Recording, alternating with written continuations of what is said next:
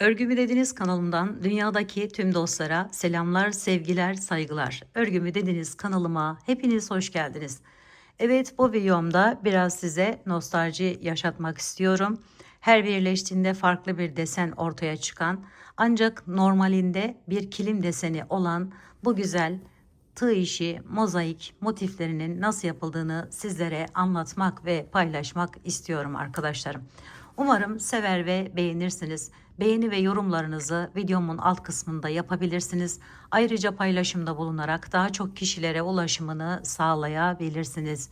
Şimdiden hepinize desteklerinizden dolayı sonsuz teşekkürlerimi sunuyorum ve bu motifleri dilediğiniz bütün projelerinizde rahatlıkla kullanabileceğinizi tekrar tekrar söylemek istiyorum. Yapması gayet kolay arkadaşlarım aslında. Sadece sayılar birazcık hani böyle karışık gibi geliyor.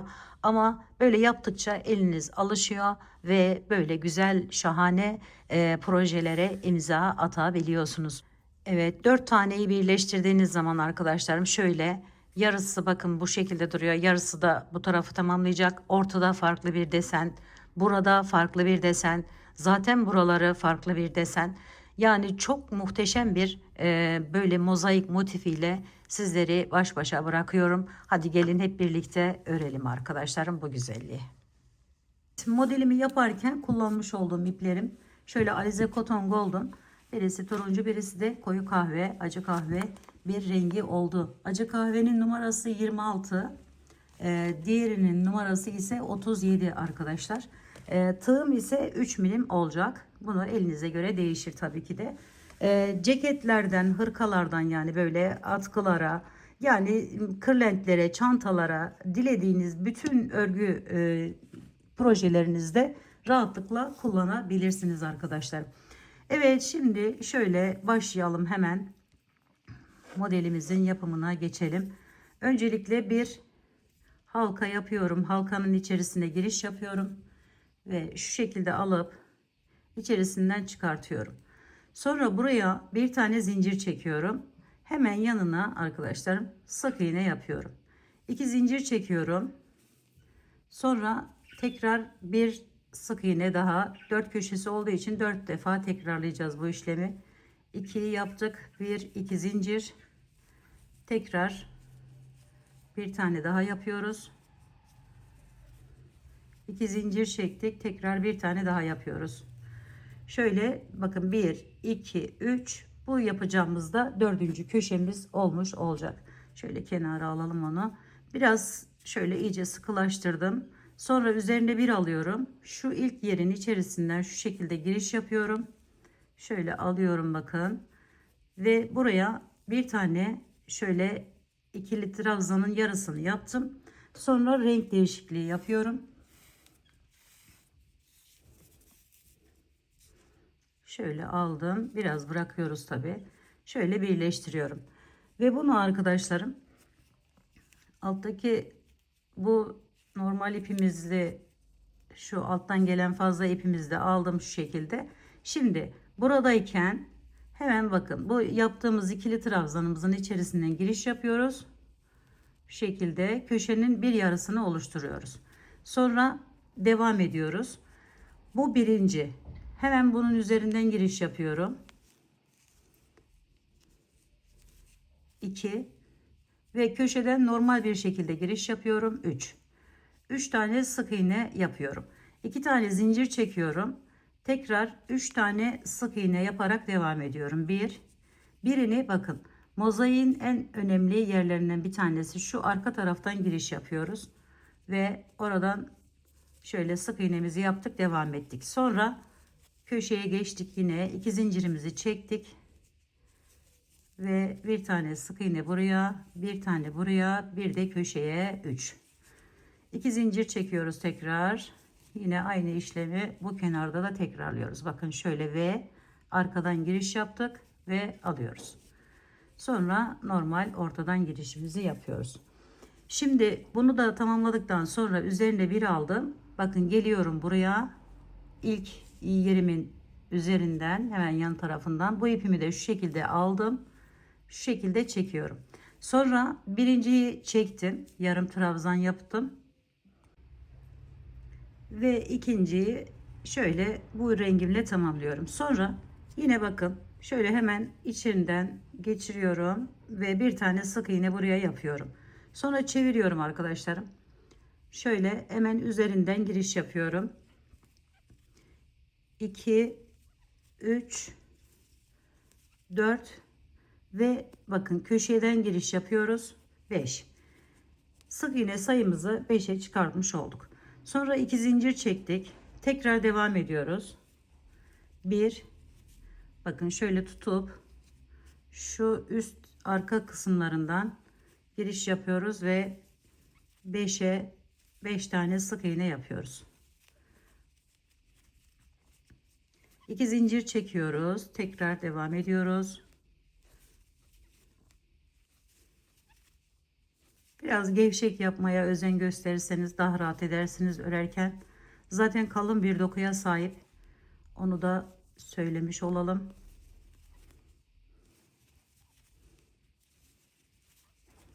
Evet, yine sona geldik. Üzerine bir aldık. Bakın yine buradan giriş yapıyoruz şu şekilde. Bu ipimizi yukarıya aldık. Yine bir yarısını çektim. Sonra diğeriyle tamamlıyorum. Şimdi bu ipimiz arkadaşlarım bu sırada gözükmeyecek, bakın. Bu artış yerinde gözükmeyecek. Onun için şöyle yükseldim. Burayı da yani köşeyi de arkadan çalışacağız. Şöyle alıp bakın şöyle buradan alıyorum. Ve sık iğne sayısını 7'ye çıkartacağız. Şöyle aldım. Şunu burada kalacak. 1 yaptık köşeye. 2, 3, 4, 5, 6. Bakın şu 2 tane zincir çekmiştik şu köşemizde. Zincirlerimizin bakın şöyle içinden arka kısmından ön kısmına diğer rengimizi çalışacağız çünkü. Şöyle alıp sık iğnemizi yapıyoruz. 2 tane zincir çekiyoruz. Tekrar devam ediyoruz. Yine diğer zincirimizden aldık. 1, 2, 3, 4, 5, 6 zincirimin içerisinden giriş yapıyorum. Şöyle 7. Evet, diğer iki kenarı da aynı şekilde tamamlıyoruz.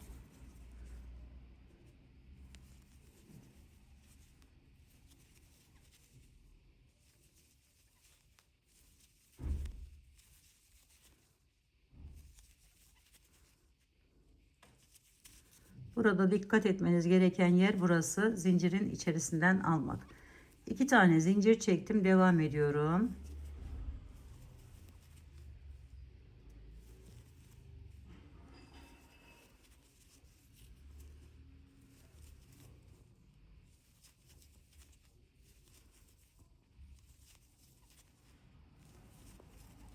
Şimdi bakın bu son yere geldim. Bakın hemen şöyle gözüküyor. Buradan giriş yaptım ve 7.'yi de buraya yapıyorum. Sonra üzerine bir aldım. Buradan giriş yapıyorum. Bu ipimi yukarıya alıyorum. Birini çektim. Diğerini de bununla tamamlıyorum. Şimdi bu rengimizle önce arkadaşlarım şöyle bakın ikili trabzan yaptığımız yerin yani köşemizi normal bir şekilde giriş yapıyoruz. Alttaki sıralardaki gibi şöyle çektik. Bu birinci normal yerimiz. Sonra üzerine bir alıyorum arkadaşlarım. Şu alttaki burada ikili trabzan yaptığımız için geçiş yerimiz bakın hemen şöyle şuradan girişimi yapıyorum. İkili trabzan yapıyorum. 1,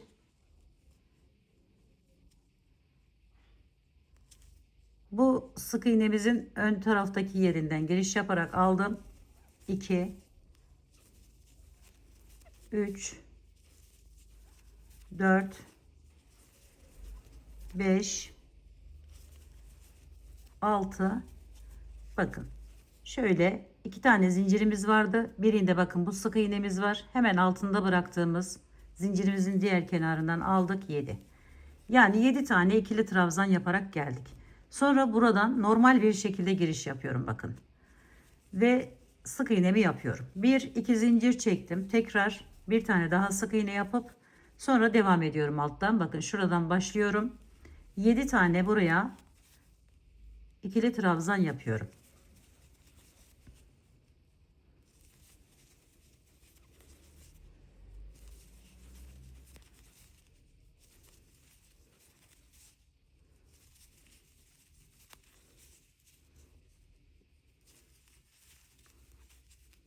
Sonra normal giriş, bir iki zincir, tekrar bir tane sık iğne, 7 tane ikili trabzan yapıyoruz bu kenara da. Diğer iki kenarı da bu şekilde tamamlıyoruz.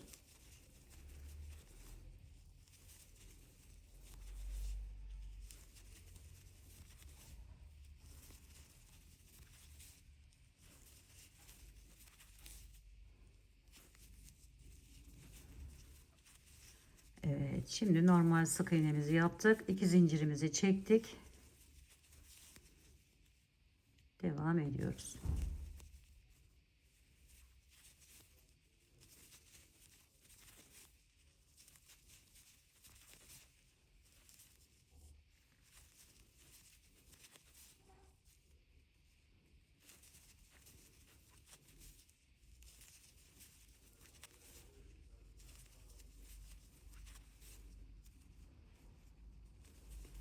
Sona geldim. Yine sık iğne ile tamamladım. Üzerine bir aldım. Şu şekilde giriş yaptım. Alttaki ipimi çektim. Birini normal çekiyorum. Diğerini diğer rengimle tamamlıyorum. Bu sırada da arkadaşlarım şöyle hemen bakın. Buradan normal bir şekilde giriş yapıyoruz. Şöyle aldık ve tamamladık. Sonra sık iğne yaparak hepsini geçiyorum. 2, 3, 4, 5, 6, 7, 8, 9, 10, 11.yi şuradan giriş yapıyorum. O normal köşemden ve tamamlıyorum. 11 tane sık iğne yaparak geldik. 1 2 zincir çektik. Tekrar köşeden normal bir şekilde girdim bakın. Zincirin içerisinden giriş yapmadım arkadaşlar. Şimdi birinciyi yaptım. İkinciyi hemen bakın şöyle arkadan alarak devam ettiriyorum bu sırada.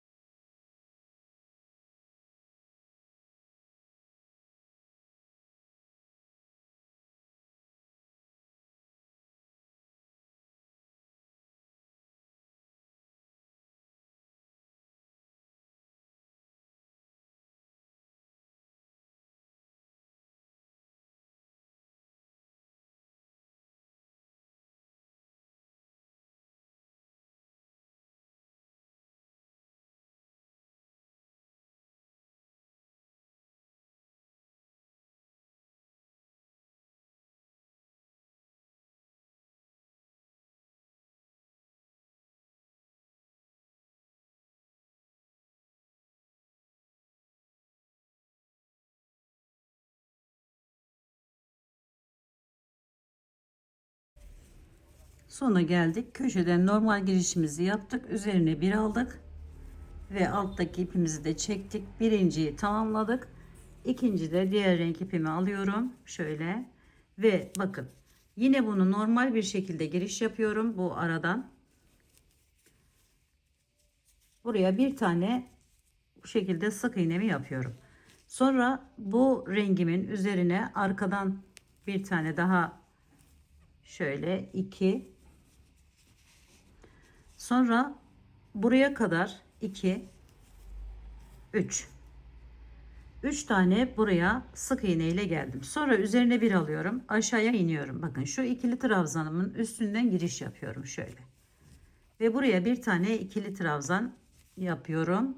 Önce sonra hemen yanına bir tane daha 2 ve 3. 3 tane ikili trabzan yapıyoruz yani arkadaşlar. Şöyle yaptık. Bir tane ortaya sık iğne yapıyoruz. Sonra üzerine alıp bu üçünün üzerine de 3 tane, isterseniz bu şekilde giriş yaparak öyle yapabileceğiniz gibi şöyle de alabilirsiniz arkadaşlarım. Herhangi bir farklılık olmuyor. Şöyle. Hangisi hoşunuza giderse, hangisi kolayınıza giderse daha doğrusu o şekilde yapabilirsiniz. Şimdi 3 bu tarafa, arada bir tane sık iğnemizi yaptıktan sonra 3 tane de bu tarafa yaptık ve yine bakın 1 2 normal köşeye giriyorum, 3 tane sık iğnemi yapıyorum. Devam ediyorum. 2 zincir çektim. Aynı şekilde burayı da böyle 1 2 3 tane çalıştım arkadaşlarım sık iğne ile. Sonra üzerine bir aldım. Buradan giriş yapıyorum. Burada 7 tane ikili trabzanım vardı. Üçünü önce ikili trabzan yapıyorum. 2 3 sonra arada bir tanesine sık iğne yapıyoruz. Sonra diğer üçüne de ikili trabzanlar yaparak devam ediyoruz.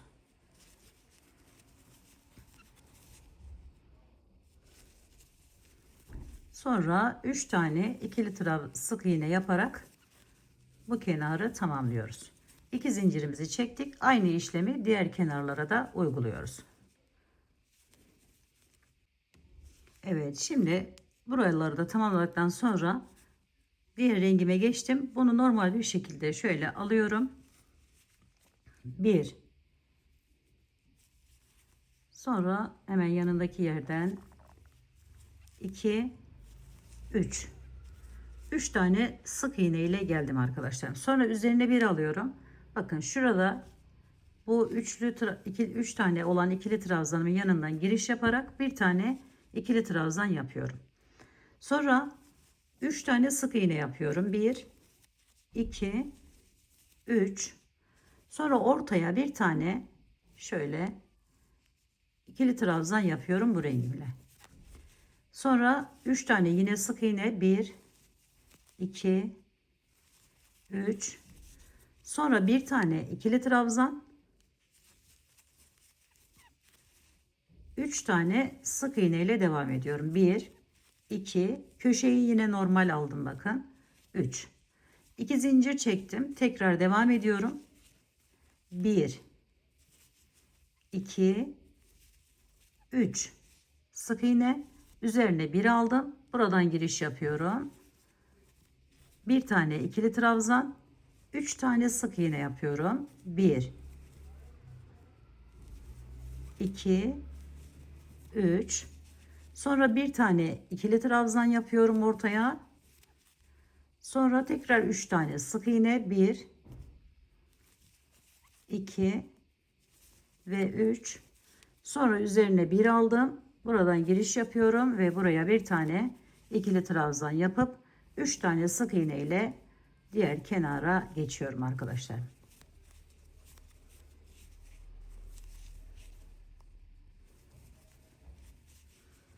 Evet, bu iki kenarı da aynen bu şekilde devam ediyoruz. Şimdi tamamladım, gördüğünüz gibi üzerine yine bir aldım, köşe geçişimi, renk geçişimi yapıyorum. Artık bundan sonra arkadaşlarım bu turuncu olan rengimizi hep gizledik, bakın modelimizde hep gizledik. Şuraları da başlamış olduk, şöyle göstereyim, bakın şu şekilde. Şimdi gizleyeceğimiz için, köşede görünmeyeceği için şöyle hemen yine kahverengi yaparken bir sıra yapmıştık. Şöyle bakın, arkasından giriş yapıyorum. Şöyle arka tarafından çektim. Sık iğnemi yapıyorum. Buraya bir tane sık iğneden sonra hemen yanına 2 tane daha, yani 3 tane sık iğne yapmış oluyoruz. 1 2 ve 3. Şimdi üzerine bir aldım. Hemen bakın bu kahvenin yanındaki ikili trabzanımın yanındaki yerden giriş yapıyorum. Bir tane buraya ikili trabzan yapıyorum. Sonra buraya bir tane sık iğne yapıyorum kahverenginin üzerine. Üzerine bir alıp bu 3 olan yerin sayısını 2'ye düşürüyorum. Yani 2 tane ikili trabzan yapıyorum. 1 ve 2. Sonra 3 tane araya 1 2 3 sık iğne yaptım. Sonra buraya 2 tane ikili trabzan yapıyorum. 1 2. Sonra bir tane sık iğne, bir tane ikili trabzan, sonra 3 tane sık iğne yapıp devam ediyorum. 1 2. Zincirimin içerisinden alacağım arkadaşlarım.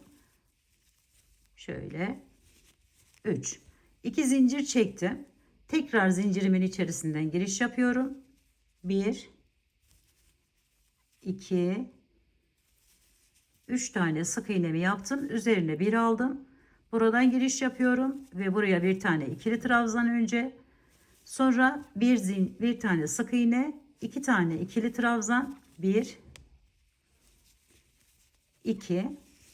Araya 3 tane sık iğne, 1 2 3. Sonra 2 tane ikili trabzan. Sonra bir tane sık iğne, bir tane ikili trabzan, 3 tane sık iğne yapıp devam ediyoruz. 2 zincirimizi çektik. Diğer kenarları da aynı bu şekilde yapıyoruz arkadaşlarım. 3 sık iğne, 1 ikili trabzan, 1 sık iğne, 2 ikili trabzan, 3 tane sık iğne, tekrar 2 ikili trabzan, 1 sık iğne, 1 ikili trabzan, 3 tane sık iğne ile diğer iki kenarda tamamlıyoruz. Evet, normal birinci sık iğnemizi renk değişikliğinden sonra yaptıktan sonra arkadaşlarım üzerine bir alıyorum. Buraya iniyorum. 2 tane ikili trabzan yapacağım. 1 ve şöyle 2. Evet, 2 tane ikili trabzandan sonra 2 tane sık iğne yapıyorum. 1 2. Sonra bir tane bu alttaki ikili trabzanımın üzerine ikili trabzan yapıyorum. Sonra 2 tane sık iğne yapıyorum. 1 2. Sonra bir aldım üzerine. Bu ortada 3 tane yerimiz vardı. Birincisine ikili trabzan, ikincisine sık iğne, üçüncüsüne ikili trabzan yapıyorum. Bakın şurayı başlamış olduk arkadaşlarım. Şu kısmına. Şimdi bunu yaptıktan sonra yine 2 tane sık iğne, 1 2. Sonra üzerine bir alıp alttaki yere bir tane ikili trabzan. Buraya 2 tane sık iğne. 1 2. Sonra üzerine bir aldık. 2 tane ikili trabzan yapıyoruz. 1. Biri de köşeden aldım hemen bakın. 2 tane ikili trabzandan sonra tam köşemize bir tane sık iğne yapıyoruz. 2 zincirimizi çektik. Aynı şekilde devam ettiriyoruz. Bir tane köşeme sık iğnemi yaptım. Hemen aşağıya iniyorum. 1 2. 2 tane ikili trabzanımı yapıyorum. Sonra 2 tane sık iğnemi yapıyorum. 1 2. Sonra üzerine bir alıp buraya bir tane ikili trabzan yapıyoruz. Sonra 2 tane sık iğne yapıyoruz. Bir tane ikili trabzan, bir tane sık iğne, bir tane ikili trabzan, 2 tane sık iğne, 1 2, bir tane ikili trabzan, 2 tane sık iğne, 1 2, 2 tane ikili trabzan, 1 2, bir tane sık iğne ve 2 zincir çekip köşeyi devam ediyoruz. Evet, bakın görüntümüz bu şekle geliyor arkadaşlarım. Diğer iki kenarı da aynı şekilde yaparak tamamlayalım. Diğer rengime geçtim arkadaşlarım. Bakın burayı bu şekilde tamamladım. Şimdi burada yine arkadan alarak gözükmeyeceği için şöyle alıp, burası biraz zorluyor. Şöyle aldık.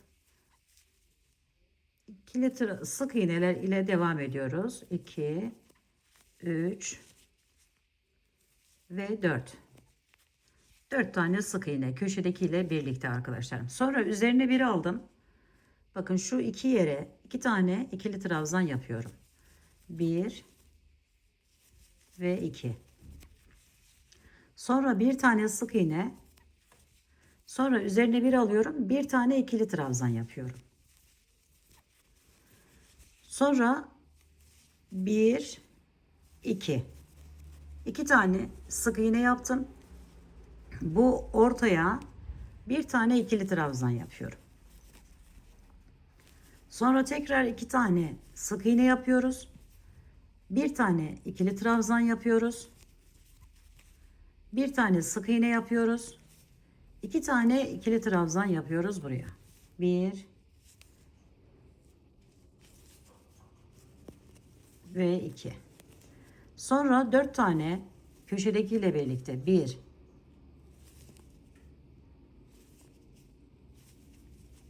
2 3 köşedeki zincirimin içerisinden şöyle aldım. 4. 2 zincir çektim. Tekrar devam ediyorum. Yine zincirimin içerisinden, diğer zincirimin içerisinden giriş yaptım. 1 2 3 ve 4. 4 tane sık iğne, 2 tane ikili trabzan. 1 2 bir tane sık iğne, bir tane ikili trabzan,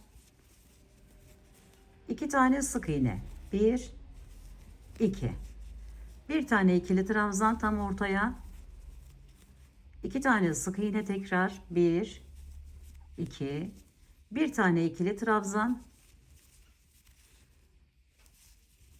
bir tane sık iğne, 2 tane ikili trabzan, 4 tane sık iğne yapıp diğer kenara geçiyorum.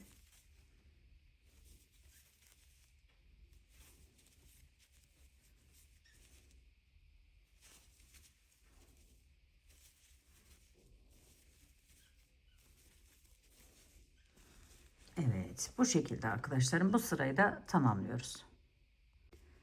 Diğer rengime geçtim. Şöyle alıyorum. Sık iğnemi yapıyorum bir tane. Sonra üzerine bir alıyorum. Alttaki yerime iniş yapıyorum.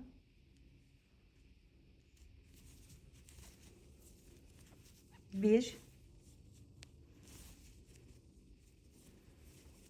iki ve üç. 3 tane buraya ikili trabzan yaptım. Sonra 3 tane sık iğne yapıyorum. 1 2 3. Sonra bu ikili trabzanın üzerine yine bir tane daha ikili trabzan yapıyorum. Buraya sık iğne yapıyorum. Buraya bir tane daha ikili trabzan yapıyorum. Bu arayı arkadaşlarım devam ediyorum. Sık iğne ile 3 tane. 1 2 3. Sonra üzerine bir aldım. Bir tane ikili trabzan, bir tane sık iğne, bir tane ikili trabzan, 3 tane sık iğne yapıyorum. 1 2 3. Bu şekilde. Sonra üzerine bir aldım. Bakın bunun üzerine sık iğne yaptığımız için buradan başlıyorum. 1 2 ve köşeye de bir tane 3. Sonra köşeden normal giriş yaparak sık iğnemi yaptım. 2 zincir çekiyorum. Tekrar bir tane sık iğne, 3 tane ikili trabzan, 1 2 ve 3. Sonra 3 tane ikili trabzan yapıyorum. 1 2 3. Bir tane sık iğne yaptım, pardon, 3 tane. Şimdi bir tane ikili trabzan, bir tane sık iğne, bir ikili trabzan daha yapıyorum. 3 tane sık iğne yapıyorum. 1 2 3. Sonra bir tane ikili trabzan, bir sık iğne, bir ikili trabzan daha, 3 tane sık iğne, 1 2 3, sonra 3 tane ikili trabzan yapıyoruz.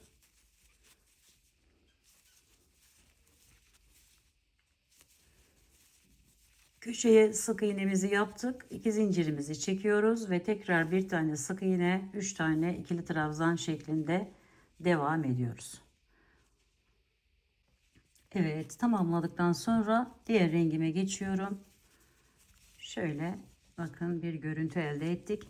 Şimdi arkadaşlarım, yine sık iğnemizi, birinci köşe sık iğnemizi yine arkadan şöyle giriş yaparak yaptık. Sonra devam ediyoruz. 1 2 3 4 5 5 tane sık iğne yaparak geldik. Sonra burada 3 tane yerimiz vardı. Üçüne de ikili trabzan yapıyoruz. 1 2 ve 3. Sonra 1 2 3. Burayı kapatıyoruz. Şöyle 3 tane sık iğne yaparak. Sonra ortadaki bu boşluğa 3 tane ikili trabzan yapıyoruz. 1 2 3. Tekrar 3 tane sık iğne yapıyoruz. 1 2 3. 3 tane ikili trabzan yapıyoruz. 1 2 3. Bu üçünün üzeri ve köşe olmak üzere 4 tane, 1 2 3 4. Bir de köşenin hemen arka zincirin içerisinden aldık, 5. Evet, 5 tane sık iğne yaparak geldik. Sonra 2 zincir çektik. Tekrar 5 tane sık iğne yapıyoruz. 2 3 4 ve 5. Sonra üzerine 1 aldık. 3 tane ikili trabzan yapıyoruz. 1 2 3. Sonra 3 tane sık iğne yapıyoruz. 1 2 3. 3 tane ikili trabzan yapıyoruz. 2 ve 3. 3 tane sık iğne yapıyoruz. 1 2 3. 3 tane ikili trabzan yapıyoruz. 1 2 3.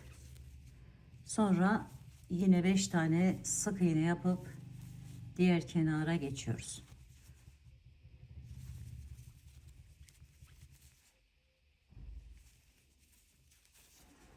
Evet, görüntü de bu şekle geliyor arkadaşlarım.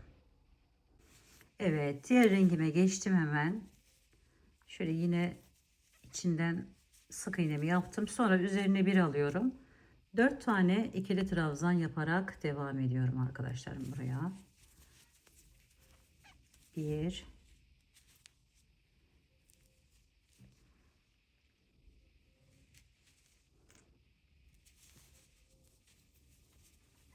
2 3 ve 4. Evet, sonra buradan başlıyorum. Sık iğneler ile devam ediyorum. İkili trabzan yapmadan diğer tarafa kadar devam ediyoruz.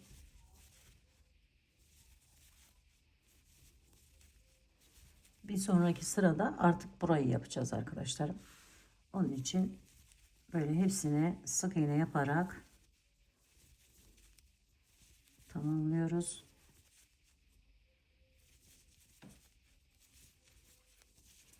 Bakın, burası 3'ü bitti. Bir tane daha buraya sık iğne yapıp sonra 4 tane ikili trabzan yaparak devam ediyorum. 1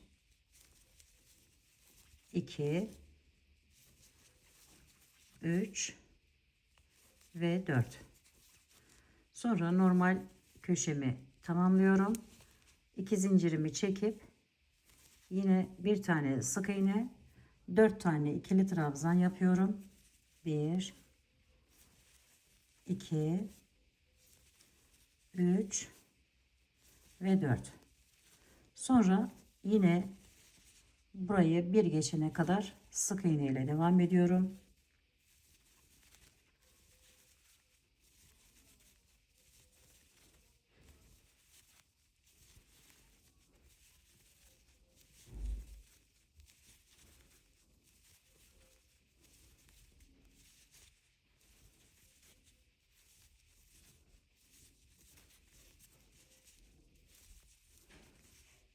Ve yine 4 tane ikili trabzan yapıyorum. 1 2 3 4. Normal köşeden giriş yaptım. 2 zincirimi çektim. Bir tane sık iğne, 4 tane ikili trabzan ve sık iğnelerle bakın şöyle şu görüntüyü elde ediyoruz. Evet, bakın tamamladıktan sonra diğer rengimize geçiyoruz. Yine burayı şöyle arkadan alarak başlıyorum. 1 2 3 4 5 6 tane buraya sık iğnemi yapıyorum. Sonra üzerine bir alıp şu aradaki şu kısma 17 tane ikili trabzan yapıyorum. Buradan başlıyorum. 1 2 3 4 5 6 7 8 9 10 11 12 13 14 15 16 ve 17. Evet, şöyle 17 tane bu arayı ikili trabzanla tamamladık. Sonra yine 6 tane sık iğne ile devam ediyorum. 1 2 3 4 5, bir de köşeye 6. 2 tane zincir, tekrar 6 tane sık iğne, 2 3 4 5 6, yine 17 tane ikili trabzan yapıp devam ediyoruz.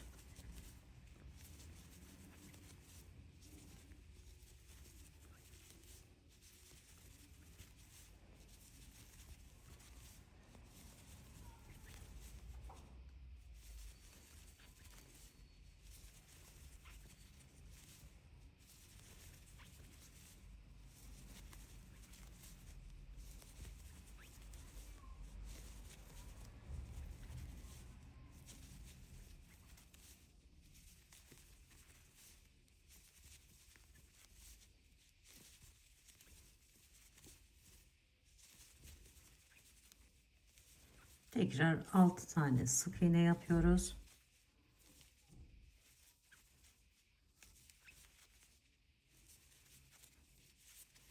Diğer kenarları da bu şekilde tamamlıyoruz.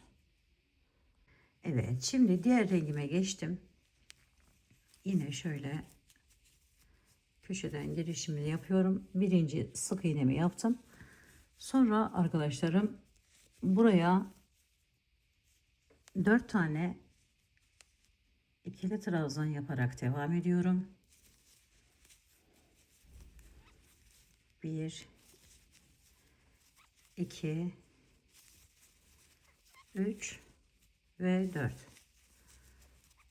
Sonra buradan başlamak üzere burayı da 2 geçene kadar sık iğne ile devam ediyorum. Burası 17 idi, 18, 19, 20, 21 tane sık iğne yapıyorum bu araya.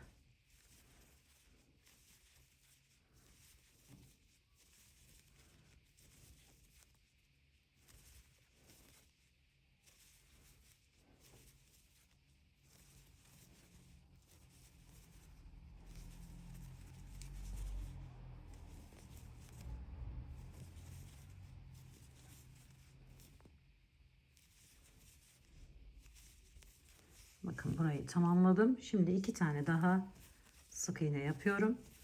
Sonra 4 tane ikili trabzan yapıp devam ediyorum.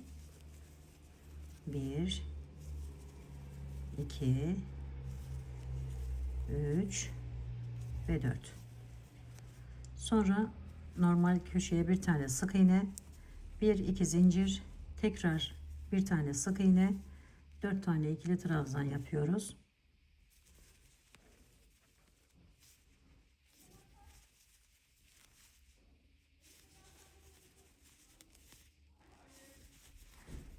Sonra yine 21 tane sık iğne yaparak devam ediyoruz.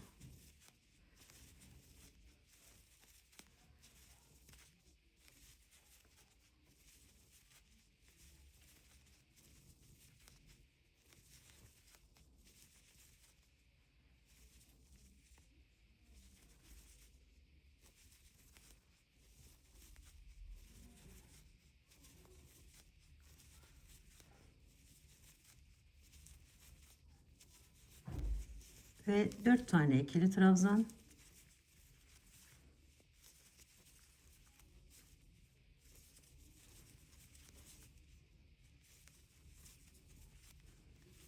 Bir sık iğne ve 2 zincirle diğer kenara geçiyoruz arkadaşlar. Evet, şu görüntüyü elde edeceğiz. Evet, şimdi diğer rengime geçtim. Şöyle biraz küçültelim. Yine arkadan alarak sık iğneler yaparak devam ediyorum. 1 2 3 4 5 6 tane burayı yaptıktan sonra 8 tane daha sık iğne ile devam ediyorum. 1 2 3 4 5 6 7 ve 8. Evet, 8'i yaptıktan sonra buradan başlıyorum, hemen şuradan bakın şöyle 5 tane ikili trabzan yapıyorum. 1 2 3 4 ve 5. Tekrar bakın 8 tane bu tarafa, bir, toplam 14 tane iki sık iğne yapacağız arkadaşlarım. 2 3 4 5 6 7 8 9 10 11 12 13 ve köşemiz 14. Evet, 14 tane sık iğne, 5 tane ikili trabzan yapmış oluyoruz bu sırada. Yine devam edelim, bu kenarı da birlikte yapalım. 2 şöyle 3 4 5 6 7 8 9 10 11 12 13 ve 14. Sonra aldık 5 tane ikili trabzan yapıyoruz. 2 3 4 ve 5. Sonra tekrar 14 tane sık iğne ile diğer kenara geçiyoruz.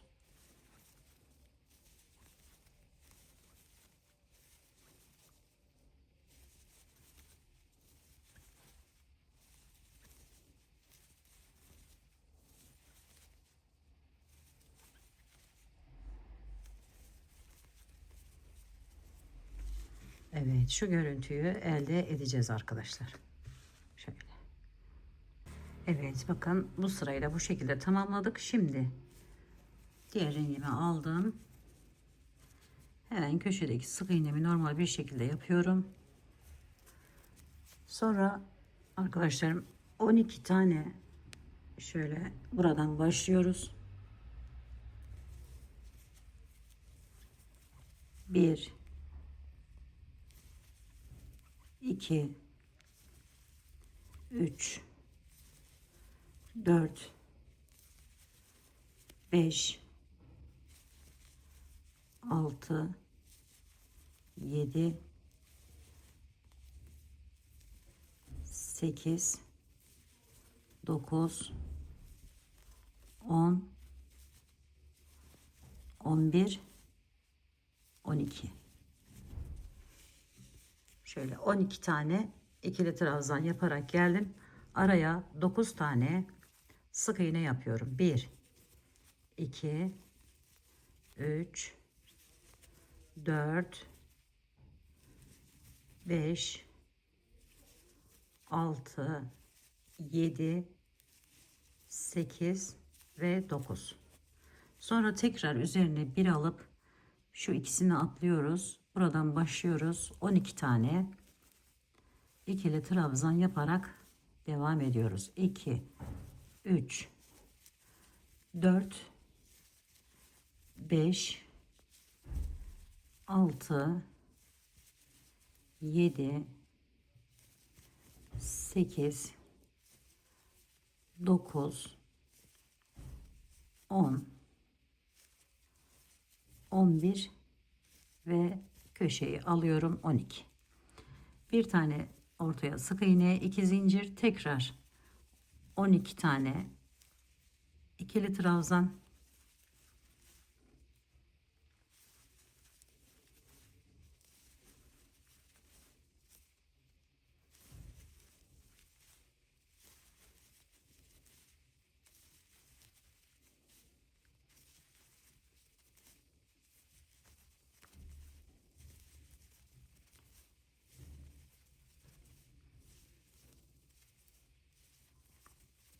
dokuz tane sık iğne,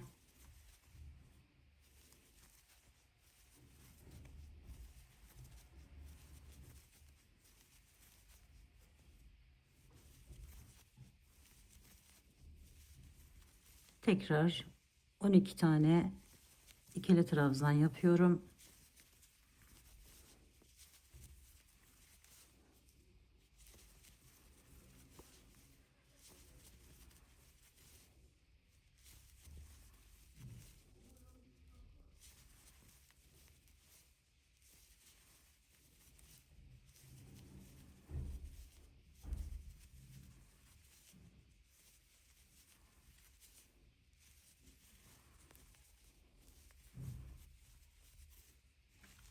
Evet, diğer kenarları da bu şekilde tamamlıyorum arkadaşlar.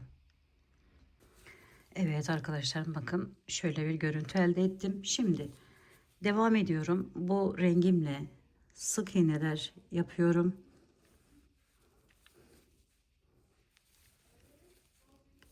Şöyle bakın, şuraya gelene kadar hepsinin üzerine sık iğne ile geçiyorum.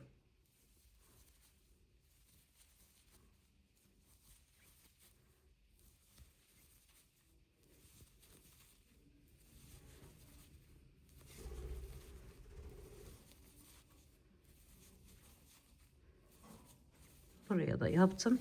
Şimdi bakın, şu ikisinden başlayarak, bu arada 9 tane yer bırakmıştık. Bu 9 yere 9 tane ikili trabzan yapıyoruz.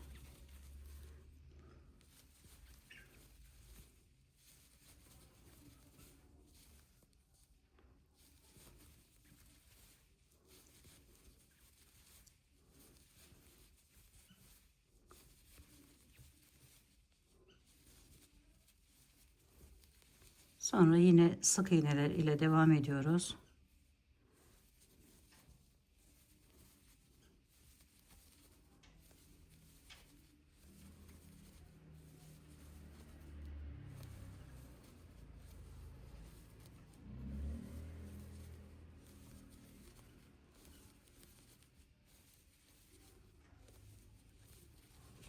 İki zincir çektik, tekrar sık iğnelerle devam edip ortaya 9 tane yine ikili trabzan yapıyoruz.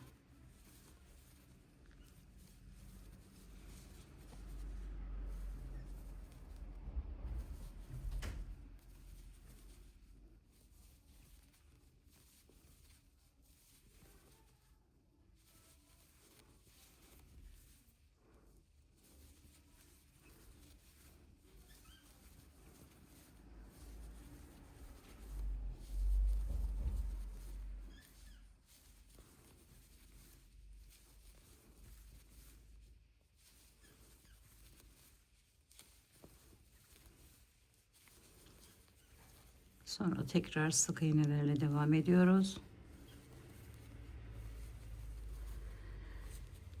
Bakın şu şekilde bir görüntü elde ediyoruz bu sırada. Evet, diğer tarafları da tamamlayalım. Evet, şimdi diğer rengime geçtim. Birinci sık iğnemi köşeme normal bir şekilde yapıyorum. Sonra 11 tane ikili trabzan yaparak devam ediyorum. 1 2 3 4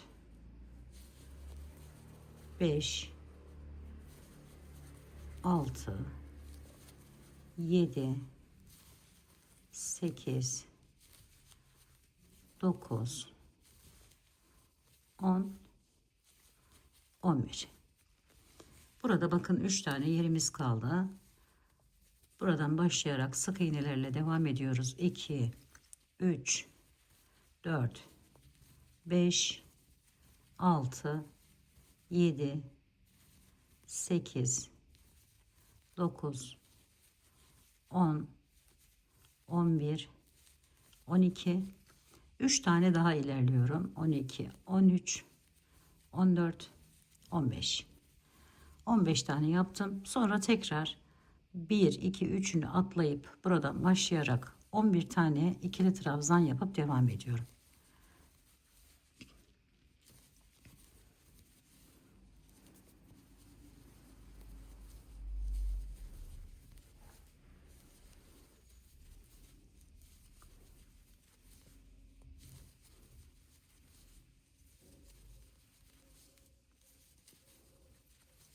Ve 11. Evet, normal sık iğnemizi yaptık. 2 zincirimizi çektik. Tekrar bir tane sık iğnemizi yapıyoruz. Yine 11 tane ikili trabzanımızı yapıyoruz. 1, şöyle saymamıza gerek yok. 2, 3 kalana kadar devam edeceğiz.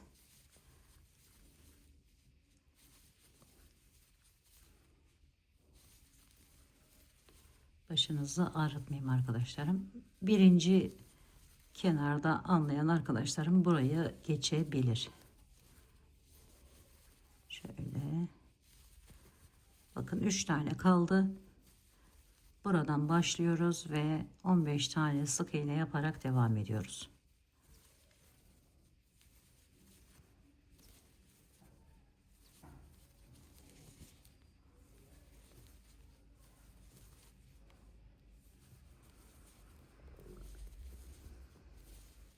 Bakın 1 2 3 tane de bu tarafa ilerledik. Sonra 11 tane olan ikili trabzanlarımızı yapıyoruz.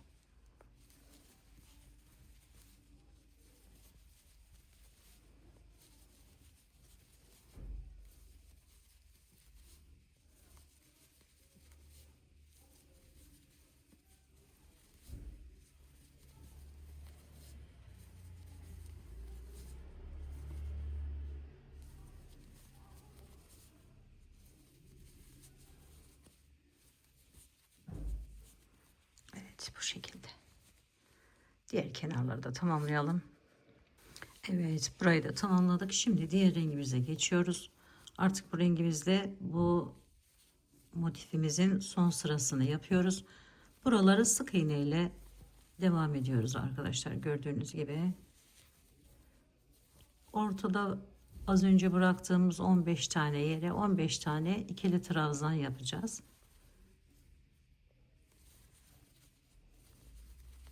Şöyle geldim. Buradan başlıyorum. 15 tane ikili trabzan yapıyorum.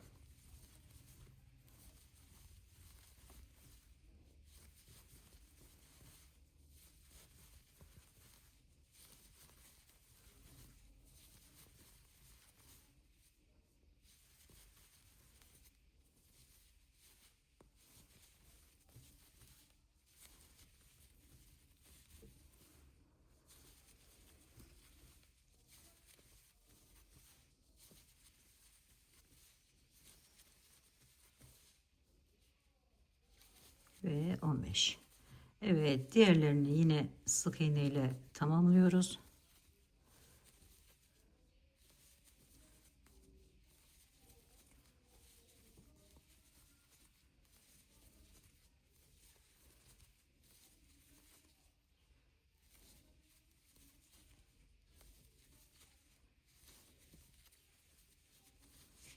Tekrar 2 zincir çekip köşedeki sık iğnemden başlamak üzere devam ediyorum sık iğneler ile.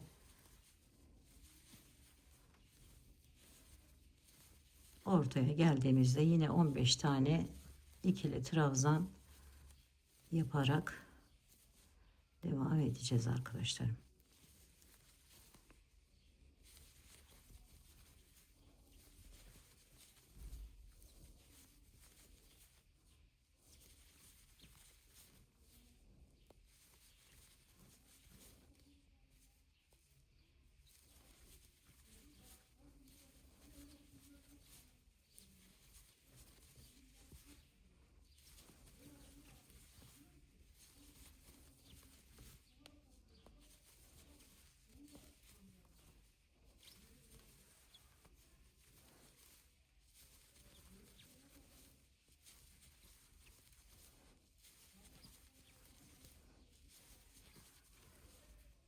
Sonra yine sık iğneler yapıyoruz ve şu görüntüyü elde ediyoruz arkadaşlar. Evet, devam edelim şimdi. Diğer iki kenarda aynı şekilde tamamlayalım. Evet arkadaşlar, burayı da tamamladık. Şimdi son sıramıza geçtik. O ipimi yine alıyorum ve şu şekilde alarak ilk sık iğneyi yaptıktan sonra buraya yine 3 kalana kadar ikili trabzanlar yapıp devam ediyorum.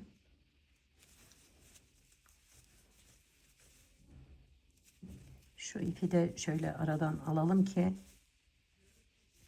kesince herhangi bir sıkıntı yaşamayalım.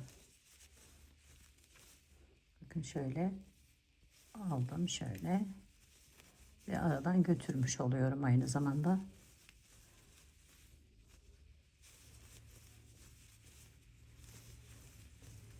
Motifleri yapıp tamamladıktan sonra ekleme yapabileceğiniz gibi arkadaşlarım.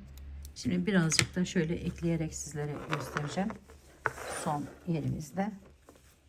Şöyle modelin bitim yeri bakın. 3 tane kaldı. Sık iğnemiz. Buraları sık iğne yaparak devam ediyoruz. Yine 3 geçecek. Artık tekrar ikili trabzanlar yaparak devam edeceğiz. Ve böylelikle motifimizi tamamlamış olacağız. Buraları sık iğne ile geçiyorum gördüğünüz gibi.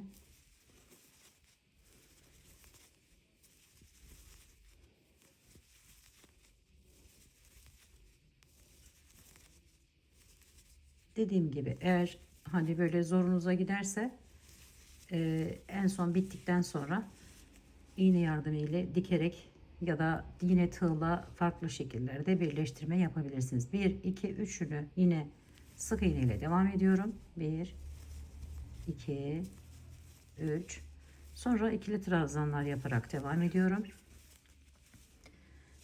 1 2 3 4 5 6 7 8 9 ve 10. 10 tane ikili trabzan köşeye geldim. Bu şekilde arkadaşlar. Böyle tamamlamış oluyoruz. Tekrar devam edelim.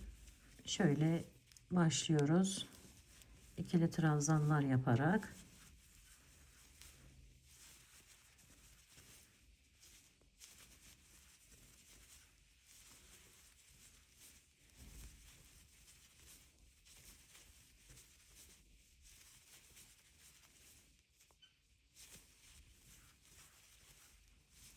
toplam 10 tane ikili trabzan yaptıktan sonra o arayı 3 geçene kadar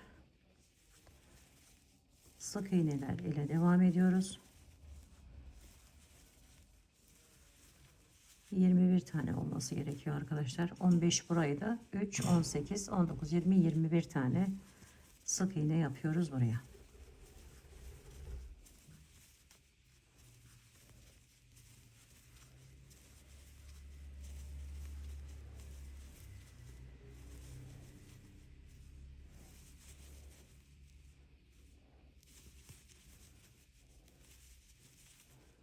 1, 2, 3 ve ikili trabzanlarla devam ediyorum.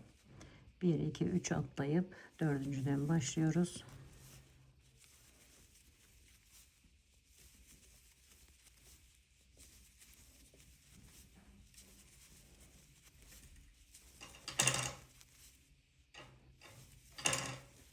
Cici kuş yaramazlığa başladı arkadaşlar. Bu ses ondan geliyor.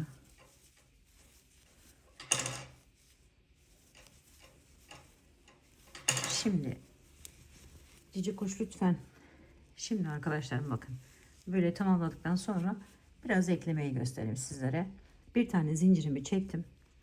Şöyle alıyorum diğer motifimi. Tam köşesinden tutundum. Sonra bir tane zincir çekiyorum. Aynı köşenin içerisine diğer sık iğnemi yapıyorum. Ve bunu çıkartıyorum. Buraya bağlıyorum. Sonra üzerine bir alıyorum. Yine normal modelimin devamı akışı şeklinde bozmayacak şekilde şöyle birinci ikili trabzanımın üzerine hemen bakın giriş yaparak diğerini bağladım. Şöyle bir tane ikili trabzan aşağıdan devam ediyorum. Aşağıdaki yani yaptığım motifimin modelin akışını da bozmayacak şekilde şöyle devam ediyorum arkadaşlar. Şöyle ikili trabzan olan yerlerimi önce bağlıyorum.